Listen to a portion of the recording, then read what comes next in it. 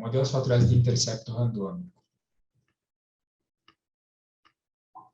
Aqui tem o caso restrito e o caso saturado. Eu prefiro o caso saturado para itens de personalidade e tal. Só que o que acontece? O caso saturado, que eu estou dizendo assim, o caso exploratório, ele não tem muito fácil para você rodar no R, pelo menos nesses pacotes aí. Então, eu vou simplificar, a gente vai rodar o caso restrito, que é sempre análise confirmatória. Eu gosto muito de rodar no M+, os modelos fatoriais de intercepto randômico com uma parte exploratória e outra parte confirmatória. Acho bem bacana, já vou comentar sobre isso logo adiante.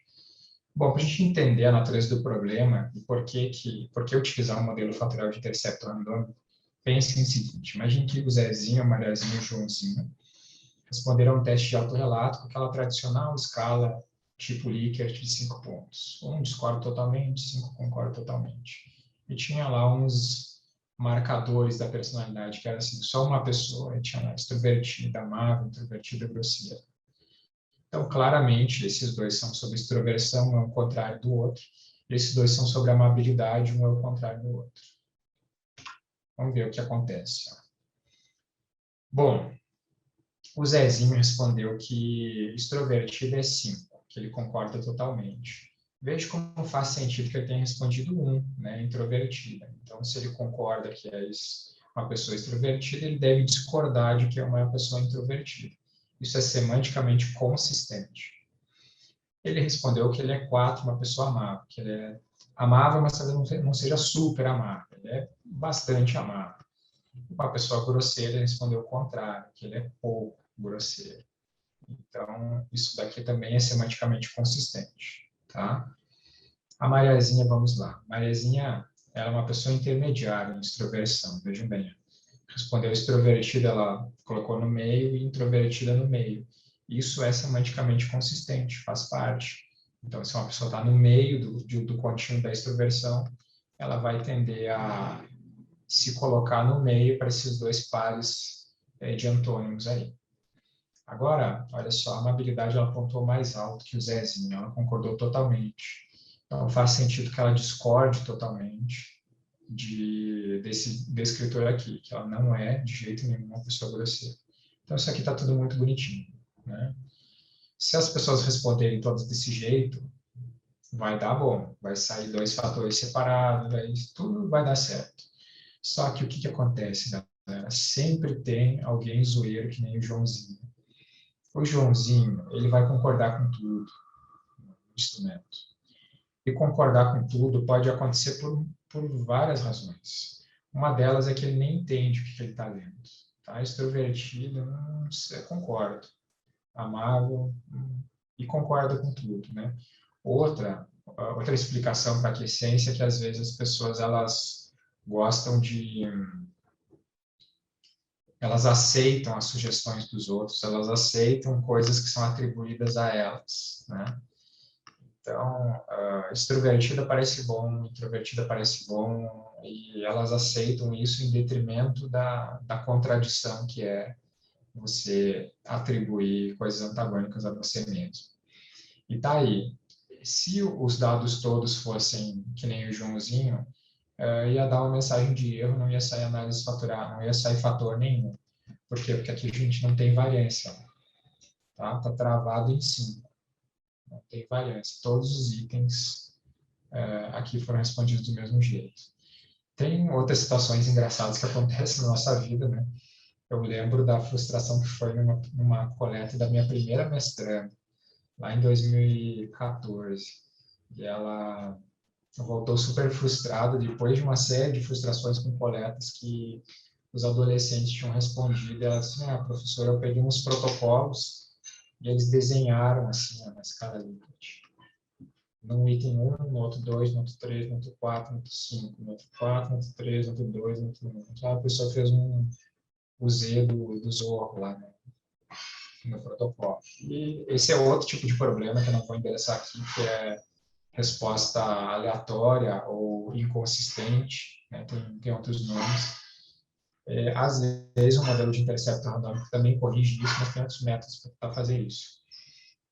O que eu quero endereçar hoje é o problema chamado de aquiescência, que é o que está acontecendo aqui. Ó. Aquiescência é quando o indivíduo concorda com todos os itens em detrimento do conteúdo. Tá? Seja por qual razão ocorra, a aquiescência está dada quando o indivíduo não leu, não prestou atenção, endossou mesmo coisas que são contrárias uma da outra, ou que são de fatores diferentes. Tá? Esse é um exemplo. Bom, eu quis colocar aqui, mas não vou aprofundar, só para dizer que tem um modelo de o que acontece quando as pessoas têm na cabeça delas lá o processo de resposta ao item. Quando elas leem o item, começam a pensar lá sobre o que é o item até responder. A primeira etapa é entender a questão. A segunda etapa é evocar da memória informação. Mas será que eu sou grosseiro? Será que eu sou extrovertido? Depois é integrar em um julgamento, você pensar, se comparar. Não, então, eu me lembro que eu sou assim, em comparação com as outras pessoas eu sou mais, eu sou menos, e aí traduzir esse juízo em um score, né? Em algumas situações, como entrevista de emprego, concurso público, as pessoas podem pensar que, não, para esse item aqui eu vou melhorar o meu score, eu vou piorar, porque pode me favorecer. Vai ser outra história e é para contextos muito específicos. Em geral, são só 4 etapas. Onde é que acontece a aquiescência? No primeiro, logo no primeiro. Em geral, acontece com indivíduos que têm baixo nível de instrução ou crianças que não conseguem entender muito bem a natureza do item. Como não entende, nem consegue evocar a informação na memória, né? E por via das dúvidas marca alguma coisa. Essas são as pessoas que gostam de, na dúvida, concordar com o item. Tá? Então, essa é uma das explicações mais comuns. Só para contar para vocês que existem várias coisas, já contei que até o clima influencia nas respostas, né? E aí, só para a gente se aproximar do modelo de intercepto randômico, a nossa hipótese é sempre que é só o traço latente, que tem o fator da psicopatia que está explicando os itens, né?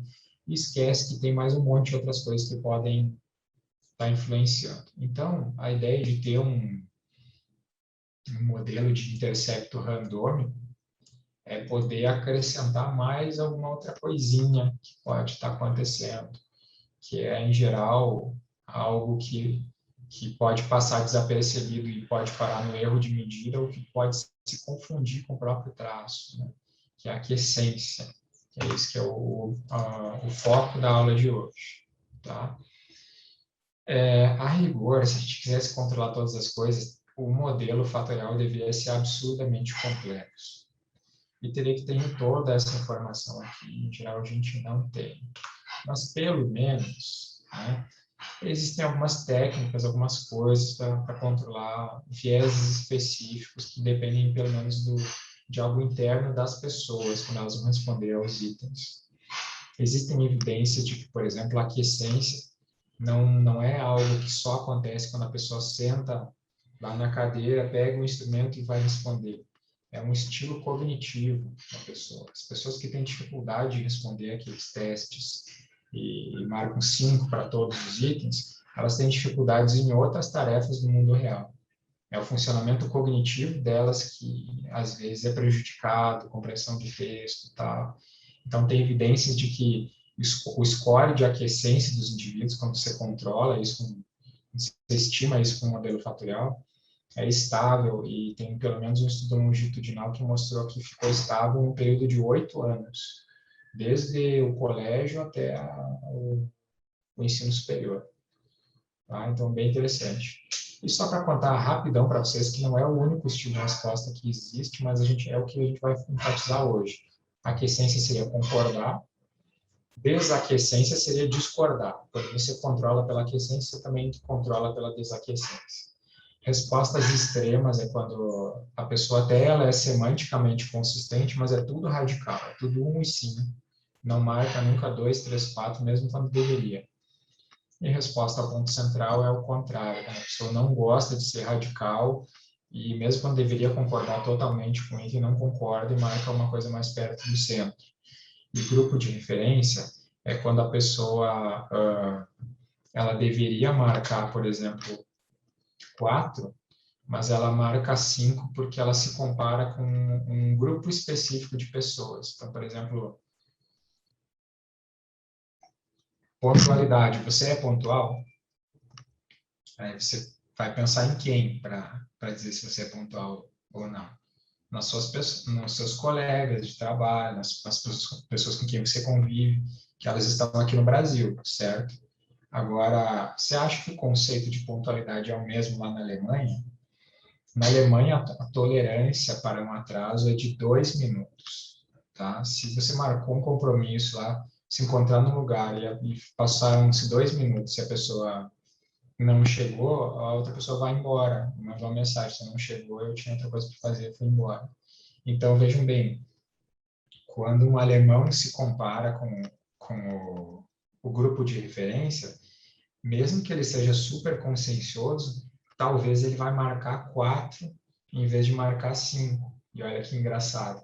Ele vai ser muito mais consciencioso do que o brasileiro, mas o brasileiro, por se comparar com os seus pares, talvez ele marque 5 em vez de marcar 4. Você olha na escala Likert, o alemão marcou 4, o brasileiro marcou 5. Aí você compara as médias, o Brasil dá mais alto que a Alemanha. Faz sentido? Não faz. Então, é um outro tipo de problema. E tem até estudos mostrando que a correção disso muda a ordenação dos indivíduos, muda a ordenação dos países. Né? Então, bem legal. E até tem a Alemanha no estudo lá que eu estou pensando aqui.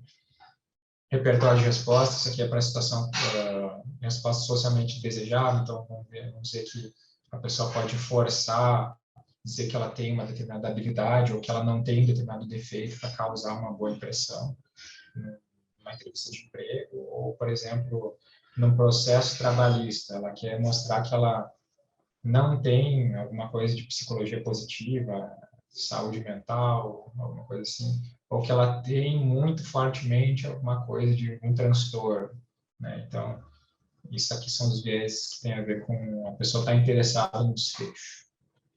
Bom, a gente vai ficar só com esse, tá? Mas só para vocês verem o tamanho da treta que é, né? Bom, a análise fatorial, ela, como eu falei, é um modelo fantasioso, né?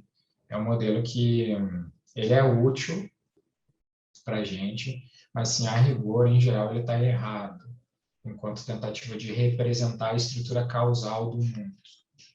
Tá? Então, por quê? Porque ela tende a assumir, a análise fatorial comum, tende a assumir que tem um fator e um termo de erro. Né? Então, tudo que explica os dados é um fator, um traço psicológico, né? Por exemplo, a extroversão, e tudo que não é explicado por extroversão é mero erro aleatório. Né? Então, se fosse isso, os erros deveriam ter distribuição normal. Né? Eles deveriam ser não correlacionados e assim por diante. E dá para checar isso. Tem programas que permitem de você ver a distribuição dos erros. E não, vocês não vão, não devem ficar surpresos de ver em geral uma coisa que não lembra isso, de ver algo mais parecido com isso. E quando tem essa distribuição que não parece uma distribuição normal, isso significa que existem, que dentro do erro lá, da sua análise, você abre a sacola e tem umas coisas estranhas lá que não são um erro, que você colocou lá achando que era. Né? Então, a aquiescência é uma dessas coisas que elas deveriam ser modeladas. Né? É uma das coisas que, quando não modeladas, elas estragam a sua estrutura fatorial, confunde aquilo que é erro daquilo que não é, né? Então, eu vou mostrar problemas sérios que podem acontecer. O jeito de modelar vieses de resposta de maneira geral é você acrescentar um fator extra, né? Tá? Então, aqui tem os fatores de traço, que é o eta 1, eta blá blá blá, até o eta n, aqui são os itens, né? Então, aqui tem uma solução saturada ou exploratória, né? E aqui tem um fator ômega, né? Não confunda com o coeficiente ômega, eu só chamei ele de fator ômega, mas é um fator de viés de resposta, tá? Eu vou ensinar como é que a gente pode especificar esse fator para controlar a aquiescência na aula de hoje. A aquiescência, só para dizer para vocês que ela é basicamente uma tendência a concordar mais do que discordar, e embora a gente esteja ainda trabalhando, então veja assim, a gente está conseguindo publicar artigos em revistas boas, só por chamar a atenção das pessoas de que isso é importante. Então, por exemplo, no ano passado, retrasado, a gente publicou um artigo na Personal Individual Differences mostrando que quando é controlada a aquiescência, a gente consegue recuperar melhor a estrutura fatorial das escalas BIS-BAS, as escalas Behavior Inhibition Behavioral Approach Systems, que são escalas que avaliam os domínios fenotípicos, temperamentais, mais básicos da personalidade, tá? Então, eu já vou mostrar um exemplo desse artigo para ver como faz diferença quando você controla. Só que isso não é um assunto novo, galera. É impressionante a genialidade dos caras. É assim, eu acho assombroso você olhar para o passado e ver como esses caras eram à frente do tempo deles, mesmo sem ter a tecnologia que está tão disponível hoje em dia. Então, por exemplo, Jackson e Messick, em 1958, galera, falando disso. 1958 não tinha computador, galera. As pessoas não tinham computador em casa. Esses caras já tinham noção disso, já tinham todo um planejamento, como que as coisas deveriam ser, e o que seria estilo de resposta, o que seria conteúdo, né? Então, nessa época aí, quando eu tinha computador, imagina, era uma máquina gigantesca que tinha lá numa universidade rica, era uma ou poucas, que eram disputadas para serem utilizadas por todos os pesquisadores lá, né? E, além disso, era uma máquina que não fazia cálculos em milésimos de segundo como fazem hoje, né? Então, ela podia demorar muito mais tempo, né? Então, era muito mais difícil. Imagina você reservar o seu horário lá para rodar a sua análise fatorial, ficar muitas horas, talvez o dia inteiro rodando, acabou a sua vez na fila, já é outro pesquisador que tem que rodar, e deu errado, não era o modelo que você queria. Faz o quê, né? Veja a treta que era. Mas esses caras já sabiam de tudo isso, é muito legal, a gente está resgatando com a tecnologia de hoje, isso é muito bacana, né? Então, um artigo muito legal, pessoal, quem quiser dar uma olhada aí depois, tira um print e tal, é esse aqui, ó, do Tenberg e do Hofstede, publicado em 1998 na Personality Individual Differences. Tem uma subseção aqui que é só sobre métodos para corrigir a aquiescência. São muito legais as recomendações, e bem explicadinho como que funciona e tal, né? Basicamente, o que eles discutem aí é a centralização dos scores, que é uma técnica, vamos olhar lá, tá? Fazer assim, olhar para essa tabela aqui, tá? Vejam bem, ó. Numa escala de 5 pontos, observem que o ponto central é o 3, tá? Então, por que nos interessa saber isso? Porque quando você tem pares opostos e você tira a média dos scores para pares opostos, se as respostas forem semanticamente consistentes, a média deve dar exatamente o ponto central da escala. Então, vamos tirar a média disso aqui, ó. 5 mais 4, 9, mais 1, 10, mais 2, 12. Dividido por 4 dá quanto? 3. Exatamente o ponto central da escala. Então, as respostas do Zezinho são semanticamente consistentes. Ele não é acrescente.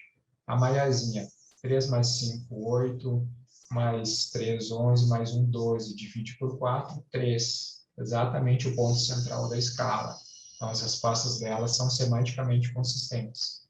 Agora, olha o que acontece com o Joãozinho. 20 dividido por 4, 5. Opa, o que está acontecendo? O ponto central da escala é 3, ele pontuou 5, ou seja, ele está concordando mais do que deveria.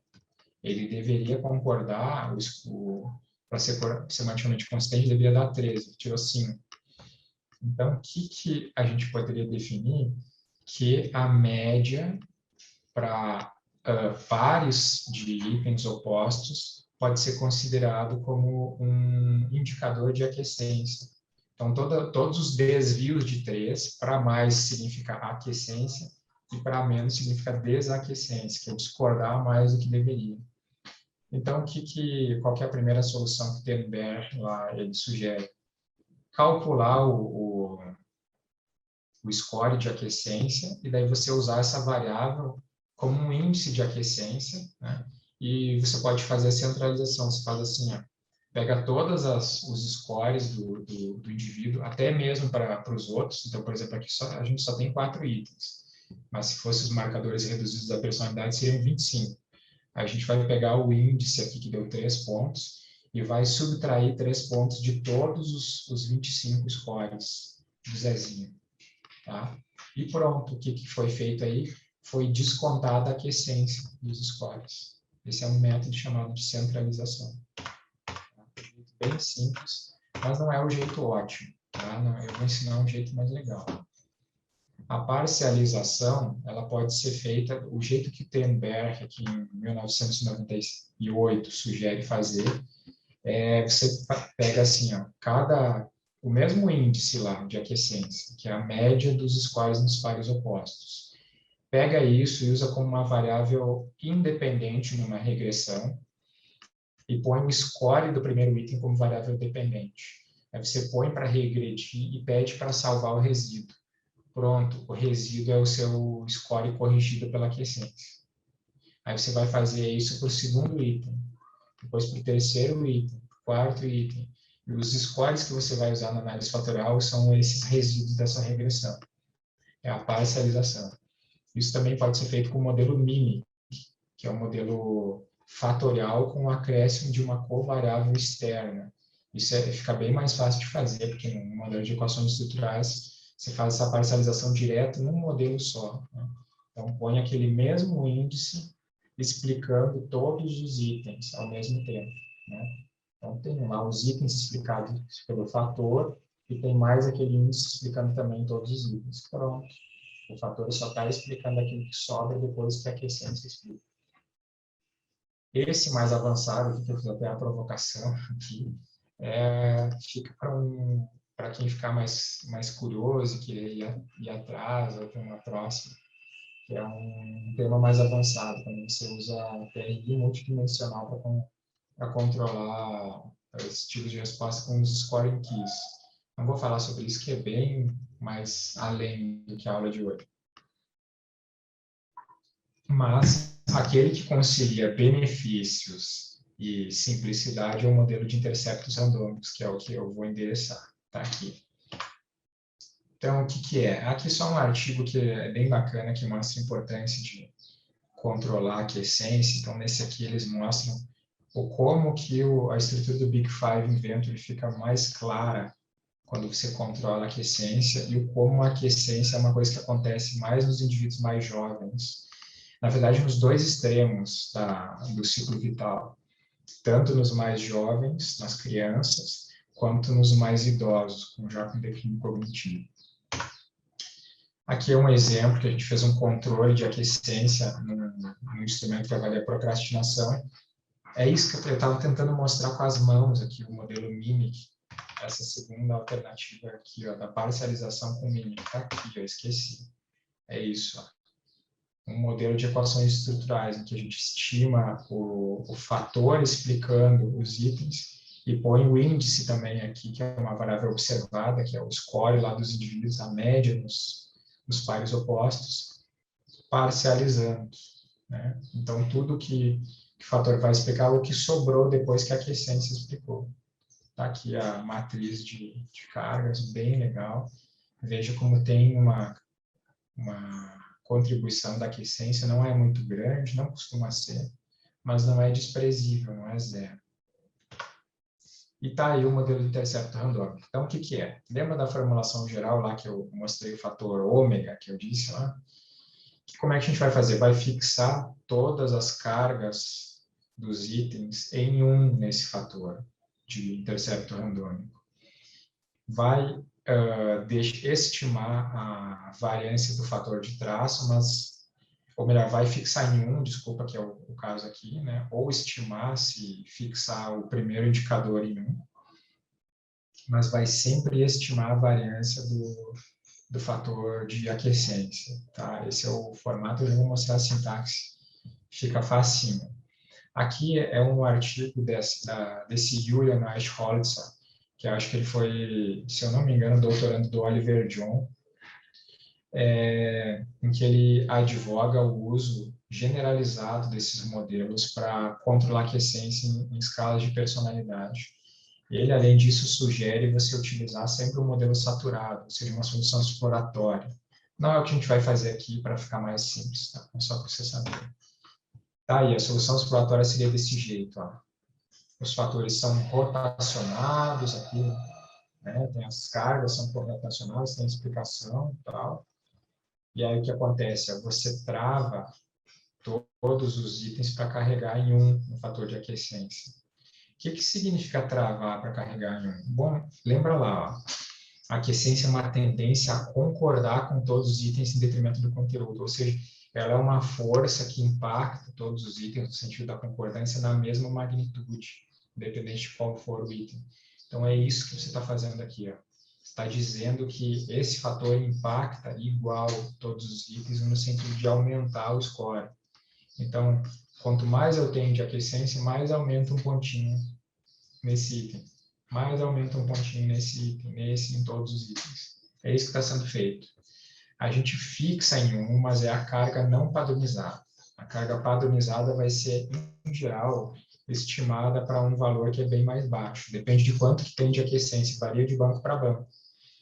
Então, boas amostras, por exemplo, amostras que os participantes estão bem engajados, respondem direitinho, essa carga vai ficar em torno de 0,10. Amostras de galera mais zoeira, que respondeu de qualquer jeito, essa carga vai ficar acima de 0,30. Tá? Vou mostrar um exemplo aqui. Ó. Olha o benefício e o prejuízo de não usar o controle de aquiescência. Tá? Primeira coisa, aqui é o modelo sem controle de aquiescência, aqui é o modelo com controle de aquiescência. Vejam como tinha que fazer controle de aquiescência. Olha a carga dos itens no fator de aquiescência. Em geral, qual que é a regra de polegar? Todo mundo diz assim, a carga, se é 0,30, ela é importante. Aqui deu 0,36. Eita, tá vendo? Então, eu tinha que controlar. O problema é que se a gente não controla, os itens negativos, eles são sempre prejudicados. Tá? A experiência que a gente tem é, o pesquisador vai achar que o item negativo, que é o item negativamente correlacionado com o fator, que ele é ruim e vai excluir ele da escala. Quando, na verdade, ele não é ruim. Eu vou dar um exemplo de 2 itens. Olha o item 13, que é um item negativo do fator bis. Olha qual que é a carga dele quando você não controla a aquiescência, menos 0,34. Olha a carga quando você controla a aquiescência, menos 0,72. Aqui, se não controlasse, o pesquisador diria assim, esse item aqui é um dos piores do instrumento, nem sei se vale a pena manter. Quando você controla, você se dá conta de que ele é um dos melhores do instrumento. É radical a mudança. Outro exemplo, item 17A, olha a carga, menos 0,21. A maioria dos pesquisadores diria assim, esse item é ruim, essa escala não funciona, blá, blá, blá, escreveria um artigo todo pessimista sobre o instrumento. Olha o que acontece quando você controla. Menos 0,48, ele é um item bem bom. Então, esses aqui são para quem quiser tirar um print aqui, ó, os artigos que tem aquele último método mais avançado. Tá? Esse aqui do Falk, do Kai. Então, é bem legal esse artigo aqui, né? Só que é bem mais avançado do que estou propondo aqui. Bom, galera, rapidão, para a gente conseguir terminar, eu vou rodar a análise com vocês aqui. Ó. Vamos, só para não confundir, fechar essa primeira sintaxe, ficar só com a segunda. Eu vou limpar tudo aqui também. Né? Então, acabou. Aí. Então, tá bom. Essa é a segunda sintaxe para hoje. Todos esses pacotes já estão carregados, mas se vocês quiserem carregar de novo, roda lá. Então, o Lavan a gente vai utilizar agora. Então, o que a gente vai fazer? Eu vou simular um banco de dados. Imagina que é o seguinte, ó, imagina que é uma escala com 6 itens, na verdade, e 3 itens são positivamente relacionados ao fator e 3 são negativamente relacionados. Imagina que é tipo uma escala de autoestima. Então, tem 3 itens que dizem assim, eu gosto de mim mesmo, eu estou satisfeito comigo, eu tenho uma boa autoestima. E 3 itens que dizem, não gosto de como sou, penso que sou pior do que os outros, sei lá o quê. Tá? Então, são os itens negativos. Então, a gente vai modelar isso e eu vou criar o banco de dados e vou injetar aquiescência artificialmente, tá? Então, aqui é uma aquiescência bem moderada, 0,30. Eu falei para vocês, a aquiescência vai ser 0,10 se ela é pequena e 0,30 para cima se ela é bem influente. Vamos colocar uma aquiescência preocupante, tá? Então, o que é aqui? Ó, é um fator de aquiescência, aqui, ó, chamado AQ, que explica o item V1 com carga 0,3, o item V2 com carga 0,3, né, e todos os outros com a mesma carga. Ou seja, é um estilo de resposta. Ele impacta igualmente todos os itens, independentemente do conteúdo. E agora o fator de traço, como é que é? Eu vou pedir para que os itens 1, 2 e 3 carreguem positivamente 0,50 no fator de traço, e que os itens 4, 5 e 6 carreguem negativamente, na mesma magnitude, 0,50, só que menos 0,50, tá? Nos itens 4, 5 e 6.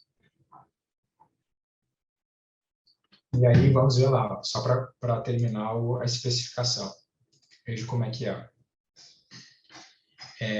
Tem que ser ortogonal os fatores, né? Tá vendo? Tem que ser, o estilo de resposta tem que ser não relacionado ao fator.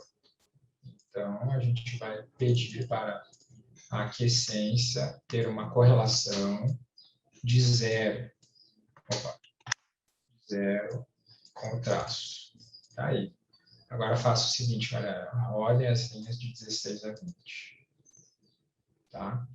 Agora, não roda ainda a linha 21, 22, 23. Para que vocês possam me acompanhar, escrevam assim, ó. O que acontece? A simulação envolve vários componentes estocásticos que vão fazer com que os meus dados aqui, se eu rodar direto a linha 22, sem rodar a linha 21, para mim vai sair de um jeito, para vocês vai sair de outro aí. Então, só para garantir que não tinha pensado nisso, me lembrei antes de começar o curso, só para garantir que todo mundo simule os dados do mesmo jeito, roda primeiro desse jeito aqui, ó, tá? Set seed, 1, 2, 3. Pronto. Agora, você pode rodar as linhas de 22 até 24. Então, marca todas elas. E aí, ó, o que surgiu? Primeiro, a gente criou um banco de dados. O que a gente simulou? 1000 respondentes. Faz de conta que 1000 daqueles bichinhos lá do filme Malvado Favorito responderam aos 6 itens. Então, tá aqui, ó, tá o banco de dados. Só que o que acontece? Ó? Ele cria o banco de dados em score Z, né? Score padronizado. Então, é um score contínuo. Aí, para fazer ficar mais parecido com uma escala Likert, eu pedi para quebrar isso aí em 5 scores. Né? Tá? Então, é isso que aconteceu quando vocês rodaram a linha 23. E depois eu pedi para transformar essas quebras em números, que é o que aconteceu com a linha 24. Então, está aqui o banco, ó. Tá aí, ó, banco cortado. Confiram a primeira linha, que deve estar igual no computador de vocês. 3, 4, 4, 3, 3, 3. Deve estar igual. Pronto, agora a gente pode rodar. Primeira coisa, vamos faz o exercício que é o seguinte. Ó. Aqui a gente está brincando de arquiteto do universo. A gente sabe qual que é o modelo verdadeiro e criou essa situação. É como se a gente soubesse o que acontece na mente dos respondentes, criou esse banco de dados, está aí, são 1000 respondentes que responderam a 6 variáveis, de acordo com o modelo que a gente especificou. Agora, a gente vai brincar como se a gente estivesse lá do outro lado, fosse o pesquisador que coletou esses dados, mas que não faz a menor ideia do que está acontecendo. A única coisa que ele sabe é que são 6 itens, são 3 positivos e 3 negativos, mas ele não tem nem certeza de que é um fator, então ele quer explorar os dados e ver o que acontece. Que é o que acontece na vida real, certo? Você não é o demônio de Laplace, que nem diz na filosofia da ciência, que sabe sobre todas as causas e efeitos e toda a sequência temporal de eventos causais, né? Então, o máximo que você pode fazer é tentar explorar e descobrir, ver se você aprende alguma coisa sobre a estrutura do universo. Então, aqui a gente vai tentar ver quantos são os fatores que o método aqui da análise paralela nos recomenda. E ao rodar, olha qual que é a surpresa. 2 fatores. Mas vejam bem, essa escala foi feita para avaliar um fator. Um fator, são 3 itens positivos e 3 itens negativos, né? O que acontece é que a gente colocou aquiescência ali, né? Agora a gente está fazendo de conta que não sabe que tem aquiescência. Olha o que aconteceria com o pesquisador, ele está achando que são 2 fatores. Agora ele roda esse segundo método aqui, ó, que na verdade é um monte de métodos. Olha só as sugestões, ó. A galera tá meio, os indicadores estão meio confusos, ó. Um diz 2 fatores, outro diz 1, outro diz 2, mas se você contar aqui, ó, 2 fatores vence. A recomendação mais unânime é 2 fatores. Então, vamos fazer assim, vamos rodar uma análise fatorial com um fator, roda a linha 30, roda a linha 31 e pede para ver. Tá? Primeira coisa, olha aqui, ó, que antes não saía. O Tucker-Lewis Index, é o TLI, que a galera adora, índice de ajuste. Esse cara aqui, ó, uma boa solução fatorial fica acima de 0,95, então 0,64. Já começa a você achar que a solução de um fator é ruim. Olha o RMSA, tem que dar abaixo de 0,08, deu 0,13. Bom, a solução está aqui, ó. Até deu certinho, olha só, carregou positivo, os 3 primeiros carregaram positivo, os outros carregaram negativo, mas o ajuste está ruim.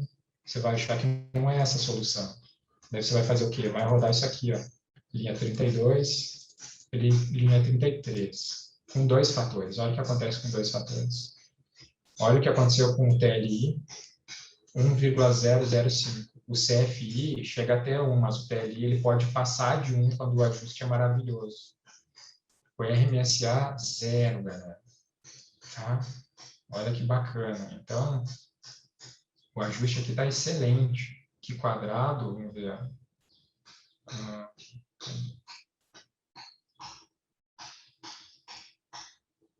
Objective function is 0.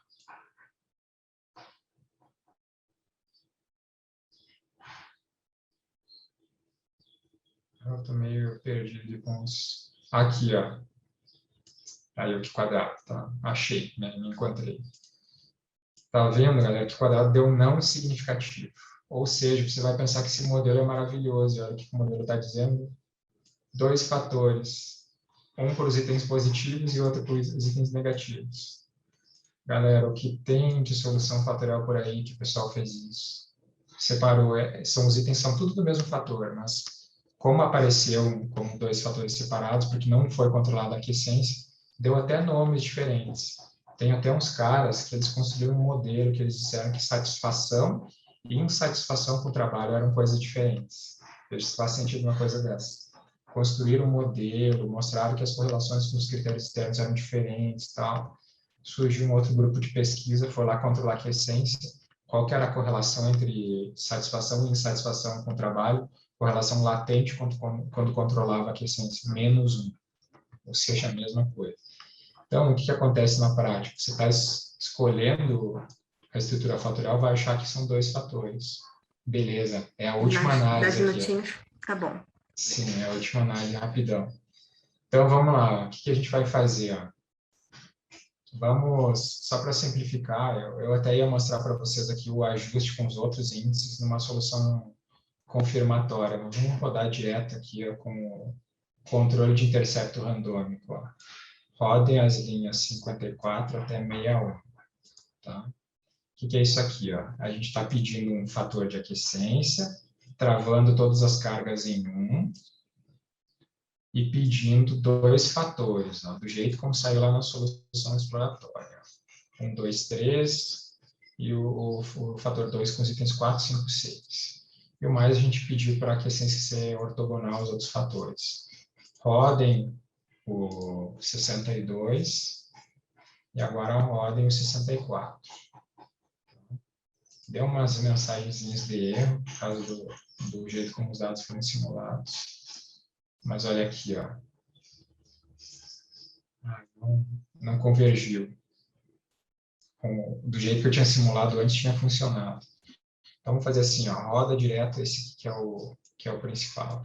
Eu só queria mostrar para vocês como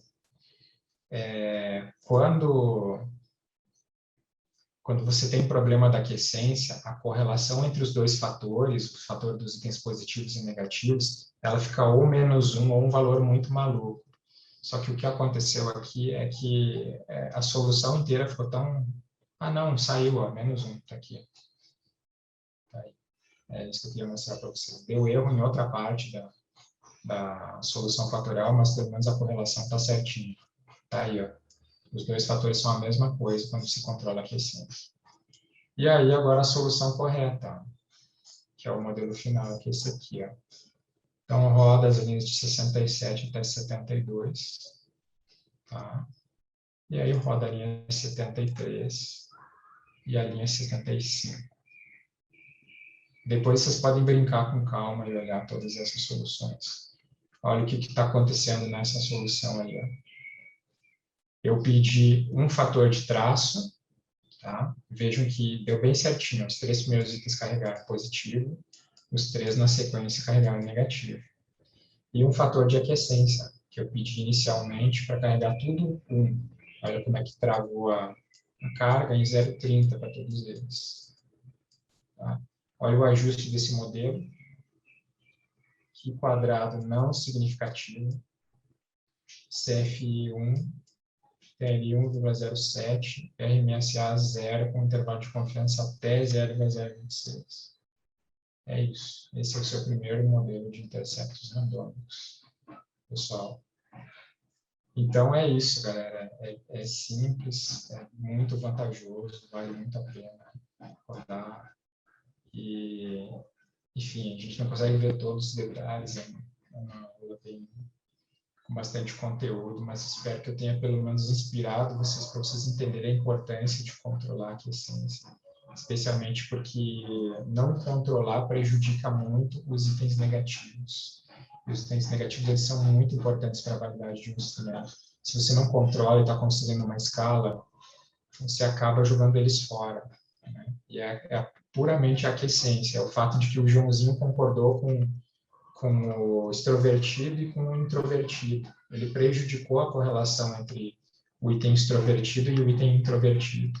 E quem fica com a maior parte da bronca é o introvertido. Ele vai carregar 0 no fator, ou alguma coisa muito baixa. Acho que é isso, galera. Vou parar o compartilhamento aqui.